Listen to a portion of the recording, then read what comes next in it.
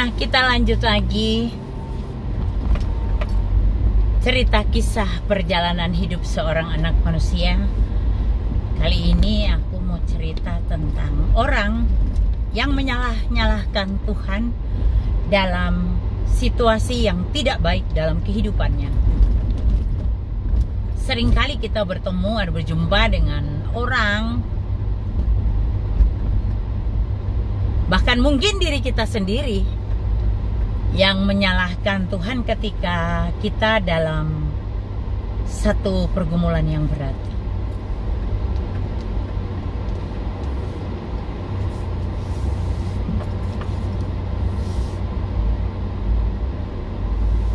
Bahkan bukan satu ya. Kadang itu ada orang yang mengalami pergumulan tuh double-double. Didouble gitu. Jadi baru satu ini belum selesai lagi masih mikirin yang satu muncul lagi. Terus kemudian menyalahkan Tuhan. Kok Tuhan izinkan ini terjadi dalam hidupku? Kenapa Tuhan begitu jahat? Apakah kita hanya mau menerima yang baik? Ayub bilang begitu. Apakah kita hanya menerima yang baik dan menolak yang jahat, yang gak bagus? Kan tidak begitu. Tapi Tuhan katakan, ucap syukurlah dalam segala hal, maka segalanya akan ditambahkan bagimu. Kalau kita itu tidak tahu merasa bersyukur, mengucap syukur dalam segala hal ya, mungkin itu gak enak buat kedagingan kita. Tapi kita mau ucap syukur. Kita tidak menyalahkan Tuhan dalam situasi ini, karena Tuhan juga memberikan kita manusia itu free will, keinginan bebas, yang mana kita boleh memilih gitu loh. Ketika kita dalam satu situasi yang buruk, kita tidak bisa menyalahkan Tuhan. Tuhan tidak punya kontribusi apapun dalam hal yang membuat kita jadi terpuruk. Tuhan memberikan keinginan bebas buat kita memilih, dan itu kita sendiri yang melakukan, bukan orang lain. Misalnya, aku terpuruk dan harus menjual rumah, menjual aset semua gara-gara punya utang. Lah, Tuhan apa suruh kamu punya utang? Enggak kan? Tuhan gak pernah suruh kita tuh punya utang.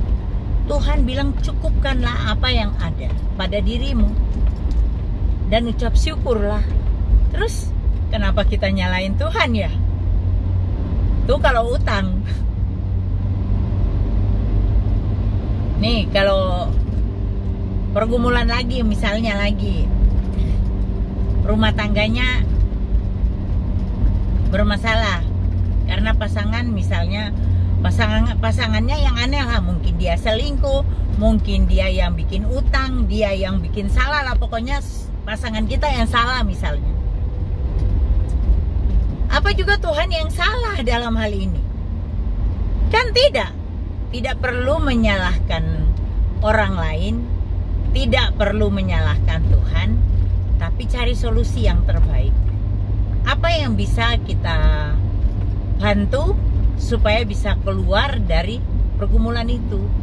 Bukan menyalahkan Tuhan, menyalahkan pasangan. Itu kan nggak benar kalau kayak begitu.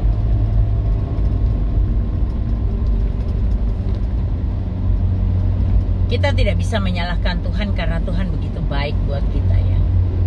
Kita dipelihara Tuhan. Kalau kita boleh bernafas saat ini, kita bernafas, itu semua karena kemurahan Tuhan. Coba Tuhan bilang stop semua manusia bernafas, matilah kita semua, tidak ada oksigen di dalam dunia ini lagi. Seringkali kok kita mendengar, ya Tuhan, aku tuh salah apa, dosa apa? Kok saya bertubi-tubi, suami saya meninggalkan saya, anak saya sudah meninggalkan saya, anak saya nggak mau menolong saya. Loh, berharap bersandar kok pada manusia. Saya selalu bilang jangan berharap dan bersandar pada manusia, karena pasti kita akan kecewa kalau kalau kita berharap dan bersandar pada manusia.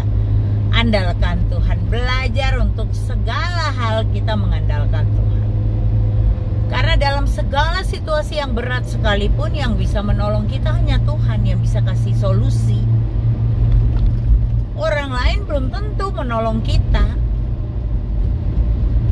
Kalau ada orang menolong kita, puji Tuhan banget, banget. Itu juga pasti karena kemurahan Tuhan. Tuhan memakai orang lain untuk menolong kita kan. Tapi dari lidah mulut kita ini keluar perkataan ucapan syukur, terima kasih Tuhan. Tuhan izinkan ini terjadi. Tuhan tolong aku supaya aku bisa keluar dari pergumulan ini. Berikan aku hikmat-Mu supaya aku bisa menyelesaikan masalah. Bukan menyalahkan Tuhan.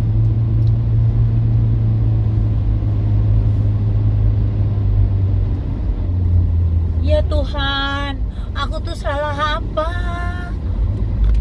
Kok bisa kayak begini? Utang belum selesai. Ya, suamiku meninggal. Terus yang bayar utang ini siapa? Aduh, capek deh. Terus, Tuhan aku salah apa? Nah, kok nyalain Tuhan? Tuhan aku salah apa? Seakan-akan menyalahkan Tuhan, itu nggak bener. Kita nggak bisa bersikap kayak begitu. Terima kasih ya Tuhan. Tuhan izinkan ini semua terjadi dalam hidupku. Aku mau mengandalkan Engkau, aku mau bersandar hanya pada Engkau. Aku percaya hanya Engkau yang bisa menolong aku. Aku percaya. Itu yang Tuhan mau, ucapan itu keluar dari mulut kita. Bukan justru menyalahkan Tuhan. Ya Tuhan, aku salah apa kok Tuhan izinkan ini terjadi dalam hidupku. Tuhan izinkan itu terjadi supaya kita lebih mengandalkan Dia, tidak mengandalkan manusia, bahkan tidak mengandalkan diri kita sendiri.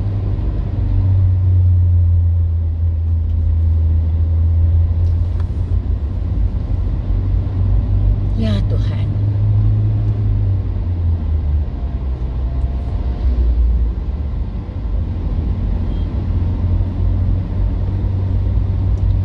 berdoa malam-malam, menangis, bertanya lagi sama Tuhan, Tuhan, aku salah apa ya Tuhan? Kenapa Engkau izinkan ini terjadi ya Tuhan dalam hidupku?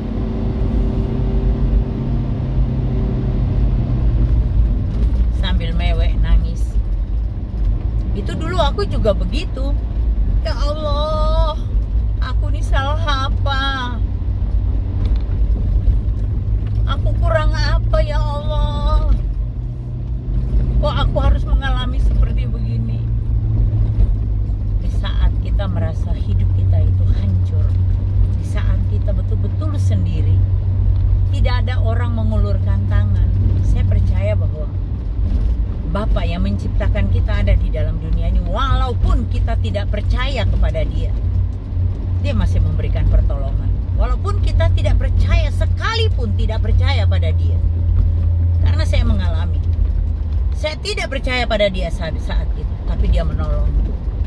Karena ternyata Dia punya rencana dalam hidup.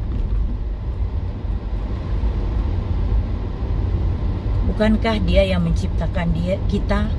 Dia adalah Bapa kita. Dia yang tahu segala pergumulan kita, dan hanya Dia yang bisa menolong kita. Tidak ada orang lain, tidak ada manusia lain yang bisa menolong kita. Hanya Dia satu-satunya Bapa yang setia itu yang bisa menolong kita. Lebih-lebih sungguh-sungguh lagi sama Dia, lebih mengandalkan Dia, dan percaya bahwa di dalam Dia pasti ada solusi. Di dalam Dia pasti ada kemenangan.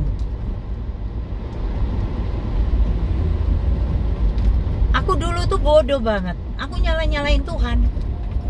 Dan setelah aku jadi hamba Tuhan, sering orang konseling sama aku juga aku dengar orang tuh menyalahkan Tuhan. Kok nyalain Tuhan ya? Padahal rancangan Tuhan itu selalu baik untuk kita, bukan rancangan kejahatan. Kenapa kita menyalahkan Tuhan? Bukankah kita sendiri yang melakukan kesalahan itu sehingga kita jatuh di dalam pergumulan yang berat? Bahkan mungkin ada pergumulan yang bertubi-tubi. Itu karena keputusan kita sendiri. Misalnya orang perokok. Ya waktu muda banyak merokok. Tahu-tahu kena kanker paru-paru. Yang salah Tuhan apa diri kita sendiri? Apakah Tuhan yang ngasih rokok itu ke mulut kita? Tidak kan? Salah kita sendiri. Kenapa nyalain Tuhan?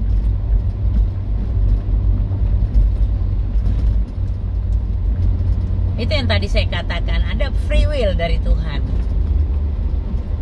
Tuhan memberikan kita kebebasan untuk memilih. Suka gonta-ganti pasangan, kemudian kena kanker serviks, atau kena spilis, atau AIDS bahkan mungkin. Yang salah Tuhan ya. Kalau kita tuh patuh sama Tuhan, 10 firman hukum Tuhan itu, 10 hukum Tuhan itu kita jalankan dalam hidup kita, kita aman, bebas. Bener. Kita mau jadi pelaku firman tuh pasti kita aman, bebas. Dalam pergumulan apapun, tidak mungkin kita nggak ada pergumulan ya. Walaupun kita sudah berusaha hidup kudus misalnya. Tapi mungkin masih sebel, marah, jengkel itu karena orang-orang terdekat kita, orang yang kita percaya justru menyakiti kita. Kita merasa ada perasaan marah, jengkel kayak itu manusiawi. Tapi kalau kita lekas-lekas sadar, kita minta ampun sama Tuhan. Tuhan ampuni aku. Aku juga mau melepaskan pengampunan bagi mereka. Udah selesai. Itu ada sukacita, damai sejahtera yang kita rasakan dalam hidup kita. Walaupun ada pergumulan. Saya percaya semua hamba Tuhan juga punya pergumulan. Cuman karena hamba Tuhan itu mengerti firman Tuhan, jadi pelaku firman, sehingga walaupun ada dalam pergumulan, tetap ada sukacita dan damai sejahtera dari Tuhan dalam kehidupan kita.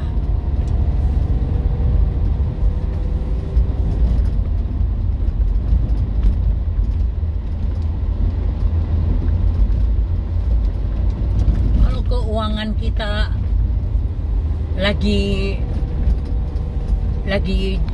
nggak bagus keuangannya, kita nyalain Tuhan juga. Tuhan yang nggak memberkati kita, keluargaku. Tuhan yang nggak memberkati keluargaku. Benar demikiankah? Karena firman Tuhan katakan burung di udara aja Tuhan pelihara, apalagi kita anak manusia. Kita tuh lebih berharga dari burung. Terus kita nyalain Tuhan. Padahal mungkin waktu di saat kita punya duit, mungkin kita tidak pakai hikmat Tuhan. Kita boros, pemboros, foya-foya dengan uang itu. Banyak orang yang begitu. Wah, begitu dapat berkat langsung beli mobil mewah, mobil baru. Ternyata separuh DP, separuhnya kudu bayar, nyicil. Akhirnya nggak bisa nyicil, utang banyak, terpaksa jual mobil. Harganya jatuh, rugi, nyalain Tuhan. Lah yang suruh ngutang sopo? Waktu di saat punya duit, pakai hikmat Tuhan lah. Jangan boros. Orang yang boros itu memang sahabatnya setan. Jangan boros. Sehingga ketika datang masa paceklik datang dalam ekonomi rumah tangga kita masih bisa survive. Kenapa? Karena kita Kita bukan orang yang pemboros, masih punya simpanan.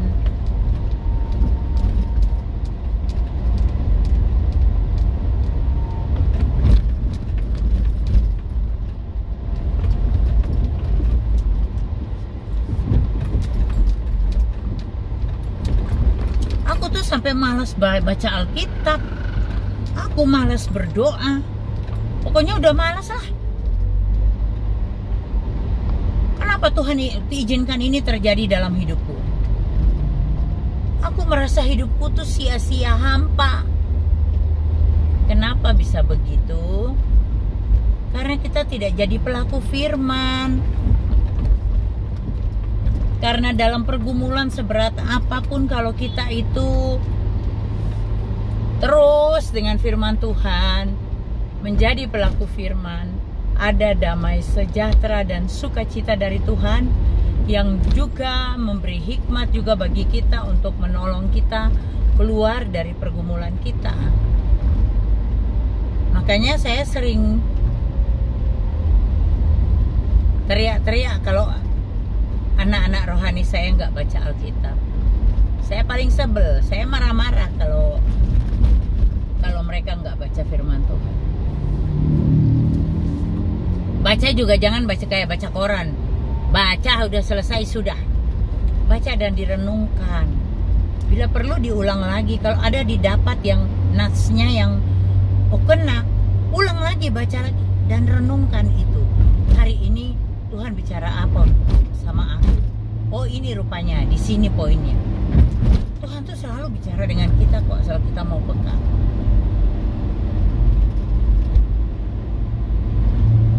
Jangan pernah menyalahkan Tuhan dalam situasi hidupmu. Dalam musim hidup yang seperti apapun, mungkin sedang kemarau panjang, kering kerontang, jangan pernah menyalahkan Tuhan. Mungkin kamu sedang sakit parah saat ini, sakit yang tidak disembuhkan, jangan salahkan Tuhan. Tapi naikkan pujian syukur, ucap syukur. Kalau mungkin kamu sakit yang tidak bisa disembuhkan dokter lagi, Tuhan itu tabib di atas segala tabib, dokter di atas segala dokter. Kalau kau punya hati yang positif, pujian, penyembahan dan doamu dijawab Tuhan. Wow, keren, mujizat terjadi loh. Tergantung respon kita menangkap firman Tuhan itu. Respon hati yang baik atau tidak. Kadang-kadang kayak begini pun orang tuh dengar dari telinga kiri keluar telinga kanan, gak dipeduliin. Kadang-kadang Allah ngomong apa sih? Bunda Linda ngomong apa lagi sih? Tapi percayalah, ketika kita dekat dengan Tuhan bukan berarti kita tidak ada mengalami pencobaan. Oh, tetap pencobaan itu tetap ada. Tetap ada. Tidak mungkin tidak. Tapi ketika kita ada dalam satu masa pencobaan seperti itu, kita punya hubungan yang dekat dengan Tuhan, percayalah, kita bisa mengatasi semua masalah. Karena bersama Dia, hati kita damai. Kita juga bisa menyelesaikan segala pergumulan kita. Bersama Dia, hatiku damai, walau dalam kekelaman. Bersama Dia, hatiku damai. Intinya kalau saya lupa syairnya lagu ini, tapi intinya bersama Tuhan itu kita pasti bisa melewati segala masa pencobaan kita. Percayalah, karena Tuhan itu Bapa yang baik. Kita jumpa lagi di lain waktu dengan cerita yang berbeda. Cerita kisah hidup perjalanan seorang anak manusia. Tuhan Yesus memberkati.